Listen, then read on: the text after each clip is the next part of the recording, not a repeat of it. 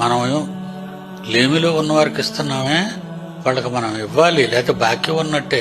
తెలుసుకుని ఇవ్వకపోతే మనం తప్పు చేసినట్టే కదా. మరిదే నేను రోగినై ఉంటిని, నన్ను చూడవచ్చుతరా.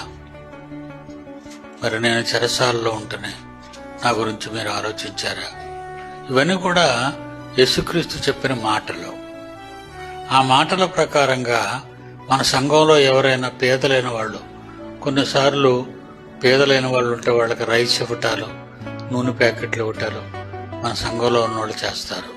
అలాగే పరీక్ష రాయలేని వారు, డబ్బు లేక ఫీజు లేక రాయలేని వారికి పరీక్ష ఫీజు కట్టేవాళ్ళు, బట్టలు లేని వారికి బట్టలు కొనేవారు మన సంఘంలో అవన్నీ నేర్పించారు మీకు. ఎందుకంటే ఇక్కడికి వచ్చినంత వరకు ఒక సంఘం మరొక సంఘానికి తప్పనిసరిగా చేయాలి అనేది మనకు తెలియదు.